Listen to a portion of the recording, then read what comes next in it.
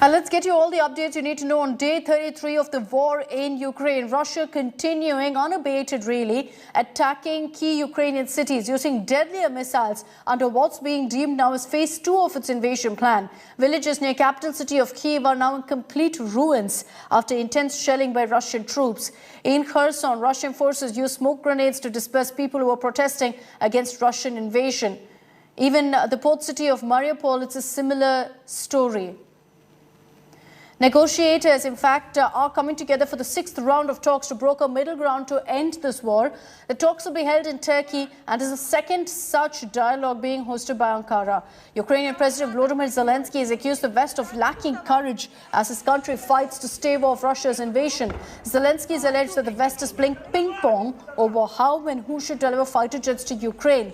This comes as Ukraine alleged that Russia wants to divide Ukraine into two parts and install a puppet government in the occupied area. Ukraine, however, has said that the resistance will grow into total guerrilla warfare and derail Russia's plans of putting up a proxy government.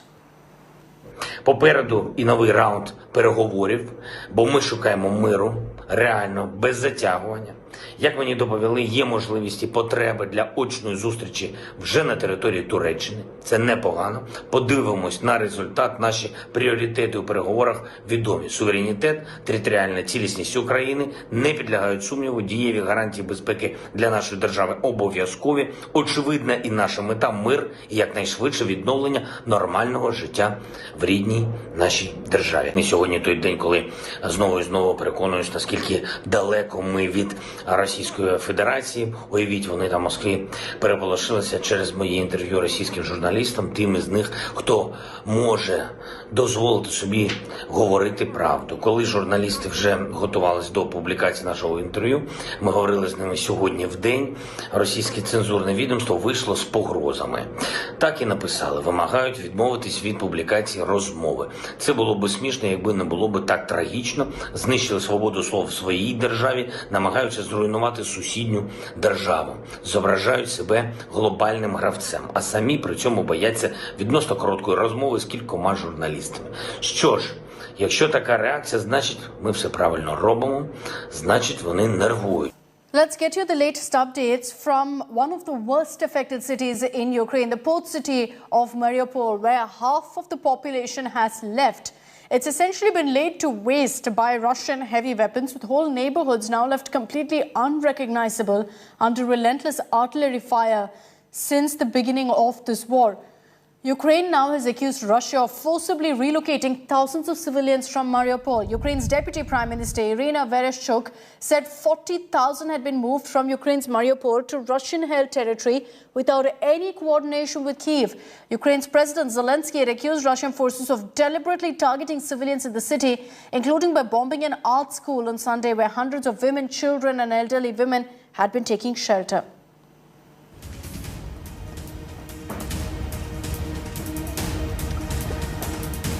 And let's get you also an update from the western Ukrainian city of Lviv. It's so far acted as a safe haven for Ukrainians who are fleeing the war. It's now the latest target of Russian airstrikes. Multiple missile attacks rocked the city, and this happened at a time when US President Joe Biden was in Poland. Essentially, he was about 400 kilometers away from the Russian missile strike. Russia's offensive in Ukraine has moved to an even deadlier phase. The assault is moving from the east, close to Russian border, to the far west city, Lviv, bordering NATO member Poland. The largest city in western Ukraine was once bustling, providing safe haven for hundreds of thousands of people fleeing the war, raging in the troubled eastern parts. But is no longer the safe zone, immune from Russian airstrikes. In the last 24 hours, the city witnessed one of the fiercest attacks that Western Ukraine has experienced by far. 2 rockets struck a fuel depot on the city's eastern outskirts, and 2 rockets later hit a military factory. Followed by high-precision cruise missiles striking an infrastructure facility. Russia showing clear indications that it has expanded the war theatre. The chilling images on your screen capture the panic that gripped the city as missiles rained in. Citizens ran for their lives as they watched the deadly smoke engulfing the region. Civilians huddled inside bunker to escape the wrath of Putin's ferocious assault. We were sitting in our car for a couple of minutes, and then we heard this very loud, I don't know how to say it, when rocket just came. After a couple of seconds, maybe 30 seconds, second bombing, and everyone left to the shelters.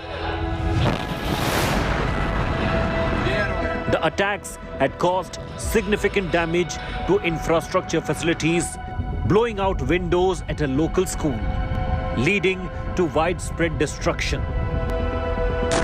The attack on the western city came exactly at a time US President Joe Biden was just across in Poland. The US President was exactly at a distance of only 400 kilometers from the site where Putin's missile hit. For God's sake, this man cannot remain in power. Let us resolve to put the strength of democracies into action to thwart the designs of autocracy. Let us remember that the test of this moment is the test of all time.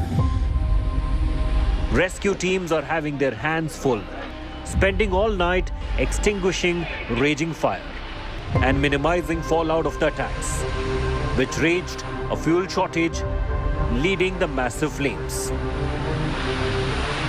In the fog of war, it is unclear on day 32 if Ukraine is able to strike back and hard at the Russian strongholds. Ukraine has also insisted it's mounted a series of counterattacks in the Kherson region in the south, and that is where the Russians have completely cut off Ukraine from the Sea of Azov and the Black Sea. From Mariupol to Kherson, the Russians once again trying to consolidate their position even as Ukraine's forces try to strike back.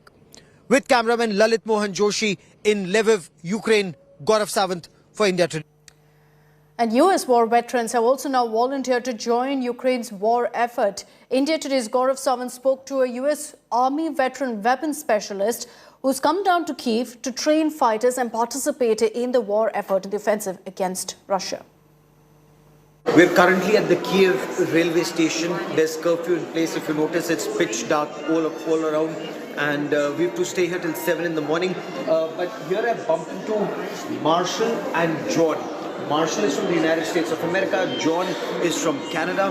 And gentlemen, what brings you here? To help the people of Ukraine. And how do you intend helping them? I feel like with my military background, training and experience that I've gathered while serving, I can utilize here and teaching. So Marshall incidentally is a combat veteran. He's had extensive tours of duty overseas with the US Armed Forces. John, you're helping as a volunteer. What Correct. do you do? So I'm actually bringing donations from Canada. So I'll be volunteering at the Medika border crossing, just helping refugees. I passed through there a couple days ago. They definitely need all the assistance that they can get, 100%. So what kind of training will you give here? I mean, will you be a part of the foreign legion? Will you be a part of combat, or will you only train? I really don't know yet. Maybe both, one or the other. I hope whatever difference I make, it's a positive impact. This actually could have an impact on your life. I mean, the Russian forces on the other side, and you'd be fighting as an American citizen fighting in Ukraine. Yes, it's very possible.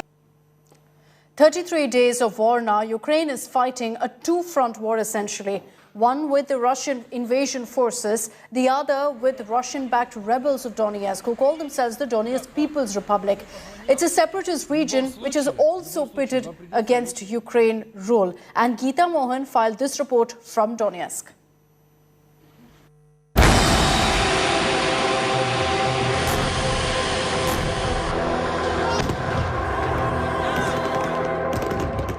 Ukraine is fighting a two-front war, one with Russian invasion forces and the other with Russian-backed rebels of Donetsk, who call themselves the Donetsk People's Republic, a separatist region which is pitted against the Ukraine rule.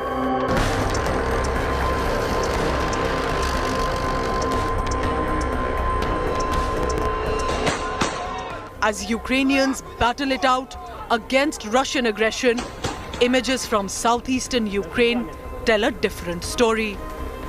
India today visited this rebel stronghold of Donetsk to find strong support for Russian President Vladimir Putin and his invasion.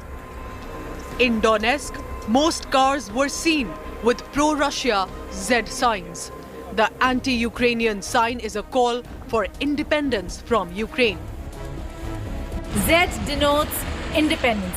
Russia and the breakaway factions of Donbas region, Donetsk, what they call Donetsk People's Republic, DPR, are together fighting the Ukrainians. And the two signs that they use are signs that Ukraine also recognizes distinctly as being anti-Ukraine, which is V for victory and Z for independence. In Donetsk, you will not see a lot of V signs, you'll see Z. Why? Because the call is for independence. So a lot of cars over here that you see have the Z sign, only saying that they do not want to remain with Ukraine, they want independence. Russian supporters in downtown Donetsk were also seen paying homage to the lives lost in the Tochka-U missile attack carried out by the Ukrainians on 14th March. More than 20 people were allegedly killed in the attack, which left marks of shelling on residential buildings. This is the building that got hit, and I'll show you. This is where it landed. 20 people were killed. That's the memory. That's the memory of the people whose lives were lost. And the entire building over here, you can see the marks of shelling. If you see, there are marks of shelling everywhere in the building. Lately, it's noted that the attacks are even more frequent than before. I talked with some military personnel, and it's totally speculative what I'm going to say. But one possible explanation is that Ukrainian troops, which are stationed in Donetsk, or near Donetsk right now, it's possibly more than 50,000 of them. So it's a huge troop, and possibly they are sending the sort of a message. The Moscow-backed separatists have ruled the Donbas region for 8 years now. Russia is now using them as tools to gain upper hand in the invasion war. Will there be a ceasefire? Will there be an end to war? Can there be negotiations where both sides' demands are met and kept? We'll be reporting on that. Vidush journalist Satya Rautre in Donetsk, Geeta Mohan for India. Well, the war in Ukraine clearly showing no signs right now of abating. Over a month and Moscow's war machine isn't slowing down. The Russian Navy Buyan-M missile boat launched 4 caliber cruise missiles, which caused massive destruction also in Ukraine.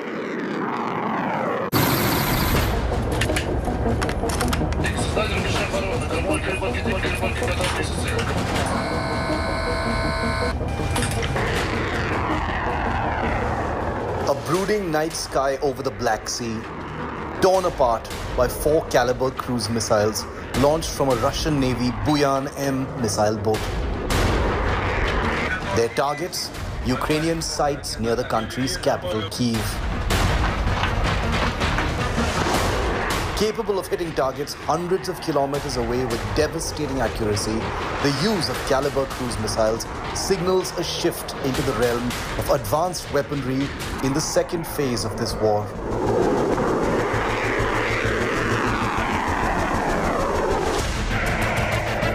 The Russian Ministry of Defense has flaunted this video of the Iskander short-range ballistic missile as well, being used to target a claimed foreign mercenary unit using a Kiev shopping mall as a reloading base for its rocket units.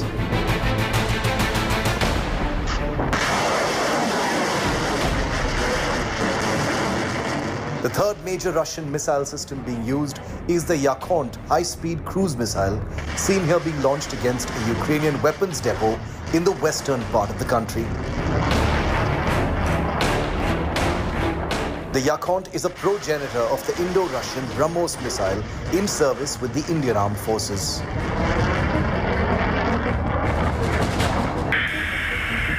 And the missile that Russia has used for the first time in combat, the Kinzhal hypersonic air-launched cruise missile, seen here smashing into a Ukrainian underground weapons depot. The Kinzhal is a nuclear-capable weapon that has of course been used only with conventional warheads in Ukraine.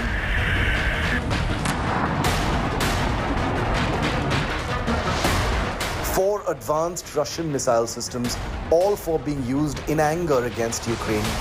The damage they're causing, plain for their makers and the world to see.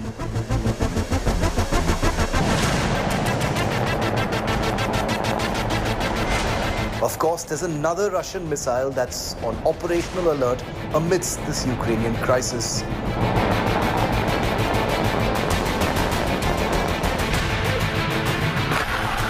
A weapon stored away secretly inside Russia's Bore-class nuclear ballistic missile submarines. A weapon that will hopefully never be used. The Bulava, a submarine-launched intercontinental range ballistic missile. A Cold War weapon that could bring about the end of the world if ever fired in anger. A weapon whose heightened state of alert has sparked nuclear fears across the world. As Russia's war in Ukraine rumbles forward in its second month, missile power will define the onward march. Bureau Report, India Today.